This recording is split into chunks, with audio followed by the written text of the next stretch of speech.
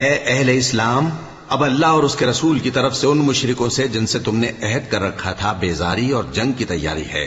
سو مشرکو، تم زمین میں 4 مہینے چل پھر لو اور جان رکھو کہ تم اللہ کو عاجز نہ کر سکو گے، اور یہ بھی کہ اللہ کافروں کو رسوا کرنے والا ہے۔ اور حج اکبر کے دن اللہ اور اس کے رسول کی طرف سے لوگوں کو آگاہ کیا جاتا ہے کہ اللہ مشرکوں سے بیزار ہے اور اس کا رسول بھی۔ اب اگر تم توبہ کر لو تو تمہارے حق میں بہتر ہے، اور اگر نہ مانو تو جان رکھو کہ تم اللہ کو ہرا نہیں سکو گے۔ اور اے پیغمبر، کافروں کو دکھ دینے والے عذاب کی خبر سنا دو۔ البتہ جن مشرکوں کے ساتھ تم نے عہد کیا ہو اور انہوں نے تمہارا کسی طرح کا قصور نہ کیا ہو اور نہ تمہارے مقابلے میں کسی کی مدد کی ہو، تو جس مدت تک ان کے ساتھ عہد کیا ہو اسے پورا کرو، کہ اللہ پرہیزگاروں کو دوست رکھتا ہے۔ بس جب عزت کے مہینے گزر جائیں تو مشرکوں کو جہاں پاؤ قتل کر دو، اور ان کو پکڑ لو اور گھیر لو، اور ہر گھات کی جگہ ان کی طاق میں بیٹھے رہو۔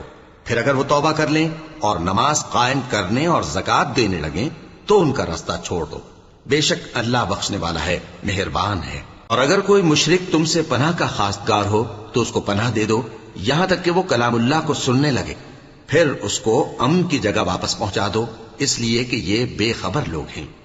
بھلا مشرکوں کے لیے جنہوں نے عہد توڑ ڈالا، اللہ اور اس کے رسول کے نزدیک عہد کیسے قائم رہ سکتا ہے؟ ہاں، جن لوگوں کے ساتھ تم نے مسجد حرام یعنی خانہ کعبہ کے نزدیک عہد کیا ہے، اگر وہ اپنے عہد پر قائم رہیں تو تم بھی اپنے قول و قرار پر قائم رہو، بے شک اللہ پرہیزگاروں کو دوست رکھتا ہے۔